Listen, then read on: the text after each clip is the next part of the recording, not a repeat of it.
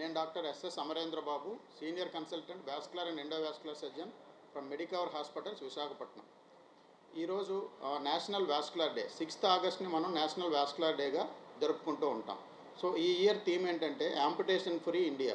అంటే పేషెంట్లలో కాళ్ళు కానీ చేతులు కానీ తీయకుండా వాటిని కాపాడడానికి మనం ఇది ప్రధాన థీమ్ కింద ఈ ఇయర్ అనేది పెట్టుకున్నాం అన్నమాట. జనరల్గా పెరిఫరల్ ఆర్టీరియల్ డిసీజ్ అంటే కాళ్ళకు లేదా చేతులకు బ్లడ్ సప్లై అయ్యే బ్లడ్ వెజల్స్ అంటే దమనలు అంటాం తెలుగులో, ఆర్టరీస్లో పూడికలు ఏర్పడడం ద్వారా బ్లడ్ ఫ్లో అనేది తగ్గి కాళ్ళలోనూ లేదా చేతుల్లోనూ గ్యాంగ్రీన్ అంటే వేళ్ళు కానీ లేదా వేరే భాగం కానీ చనిపోయి అది గ్యాంగ్రీన్ లాగా తయారవుతుంది. దీనికి మెయిన్ కారణం ఏంటంటే బ్లడ్ సప్లై అనేది ఆగిపోవడం అనమాట. దీనికి పలు కారణాలు ఉంటాయి. దీర్ఘకాలికంగా బీపీ, హైపర్ టెన్షన్ ఉండడం, అలాగే దీర్ఘకాలికంగా షుగర్ ఉండడం, డయాబెటీస్, వీటితో పాటు స్మోకింగ్ హిస్టరీ అంటే దీర్ఘకాలికంగా సిగరెట్స్ కానీ బీడీ కానీ తాగడం, లేదంటే పొగాకు ఉత్పత్తులు ఏవైనా వాడడం కానీ దీని వలన బ్లడ్ వెజల్స్లో పూడికలు ఏర్పడతాయి. ఆ పూడికలు ఏర్పడడం వలన మనకి బ్లడ్ ఫ్లో అనేది తగ్గుతుంది అనమాట. ఇలాంటి పేషెంట్స్లో మనం ముందుగా మన దగ్గరికి వస్తే కనుక మనం బ్లడ్ ఫ్లోని ఇంప్రూవ్ చేసి గ్యాంగ్రీన్ అది అవ్వకుండా చూసి సో మేజర్ యాంపుటేషన్ అంటే మోకాలు కిందకి కానీ పైకి కానీ లేదా మోచేతి కిందకి కానీ పైకి కానీ తీయక్కర్ లేకుండా మన చేతులను కాళ్ళను కాపాడడం అనేది జరుగుతుందన్నమాట. ఈ వాస్కులర్ అండ్ ఎండోవాస్కులర్ అనేది రీసెంట్గా డెవలప్ అయిన బ్రాంచ్. గత 6 సంవత్సరాలుగా మనం వైజాగ్లో దీని సర్వీసెస్ని ఇస్తున్నాం.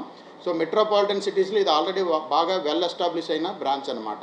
సో జనరల్ సర్జరీ తర్వాత 3 years సూపర్ స్పెషాలిటీ చేయడం ద్వారా మేము ఈ vascular and endovascular surgery practice అనేది చేస్తూ ఉంటాం.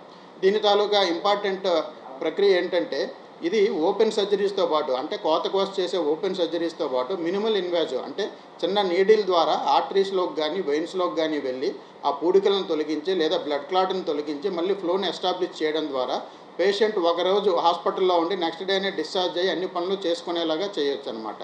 సో ఓపెన్ బైపాస్ సర్జరీస్తో పాటు ఓపెన్ ప్రొసీజర్స్తో పాటు ఎండోవాస్కులర్ ప్రొసీజర్ ద్వారా కూడా మనం బ్లడ్ ఫ్లోని ఎస్టాబ్లిష్ చేయడం అనేది ఈ బ్రాంచ్ తాలూకు ప్రత్యేకత.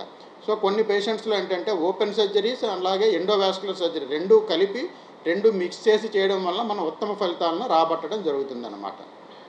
సో పెరిఫరల్ ఆర్టీరియల్ డిసీజ్లో క్రానిక్ డయాబెటిక్ పేషెంట్స్లో ఏంటంటే ఒక్కొక్కసారి కాళ్ళ మీద పడ్డ పుండ్లు తగ్గకపోవడం అనేది ఉంటుంది. 6 months 1 year అలా ఆ పుండ్లు తగ్గకుండా ఉంటాయన్నమాట. వీటికి కూడా ఒకటి ఇన్ఫెక్షన్ కంట్రోల్ చేయడం ద్వారా, 2 బ్లడ్ ఫ్లోని ఎస్టాబ్లిష్ చేయడం అంటే రీఎస్టాబ్లిష్ చేయడం ద్వారా, మూడోది ఏంటంటే హాఫ్ లోడింగ్ మెజర్స్ అంటే హాఫ్ లోడింగ్ స్లిప్పర్స్ కానీ షూస్ కానీ వేసుకోవడం ద్వారా ఆ దీర్ఘకాలికంగా ఉన్న పుళ్ళు మానడానికి కూడా మనం ఉపయోగపడతాయి మన ప్రక్రియలన్నీ కూడా. సో దీని తర్వాత రెండోది ఏంటంటే వ్యారికోజ్ వెయిన్స్ అంటే మనకి కాళ్ళలో కానీ చేతుల్లో కానీ ఉన్న వెయిన్స్ అనేవి ఉబ్బిపోవడాన్ని వ్యారికోజ్ వెయిన్స్ అంటాం. ఇవి చేతుల్లో కన్నా కాళ్ళలో ఎక్కువ సిమ్టమ్స్ని కలుగజేస్తాయి అన్నమాట. వీటికి అధునాతన పద్ధతిలో మనం లేజర్ థెరపీ ద్వారా కానీ లేదా సూపర్ గ్లూ ఇంజెక్షన్ ద్వారా కానీ 99% సక్సెస్ రేట్లు అనేవి మనం గత 6 సంవత్సరాలుగా సాధిస్తూ వస్తున్నాం.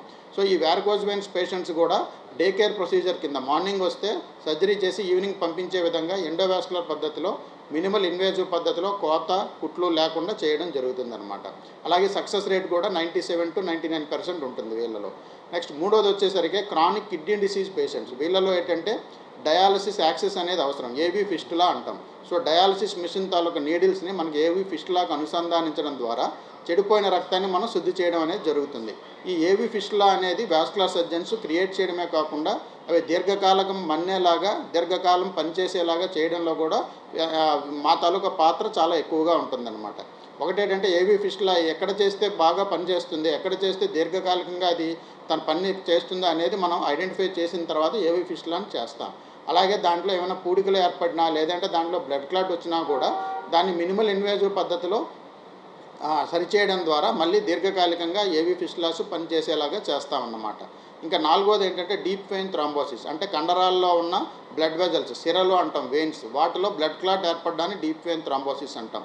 వీటికి కూడా ఎర్లీగా పేషెంట్ వస్తే కనుక ఆ బ్లడ్ క్లాట్ని తొలగించడం ద్వారా మళ్ళీ బ్లడ్ ఫ్లోని ఎస్టాబ్లిష్ చేసి ఆ సిమ్టమ్స్ కానీ లేదంటే సివియారిటీ ఆఫ్ ద సిమ్టమ్స్ ఇంకా తగ్గించడంలో మనం చాలా ముఖ్య పాత్ర పోషిస్తూ ఉంటాం. సో అధునాతన పద్ధతుల్లో రకరకాల గ్యాడ్జెట్స్ వచ్చాయి, వాటిని వాడడం వలన అలాగే ఇంజెక్షన్స్ ద్వారా బెలూన్ యాంజియోప్లాస్టీ ద్వారా మనం ఈ వెయిన్స్లో ఉన్న బ్లడ్ క్లాట్ని తొలగించి అలాగే పూడికలను కూడా తొలగించి ఫ్లోని ఎస్టాబ్లిష్ చేయడం జరుగుతుంది. Thank you.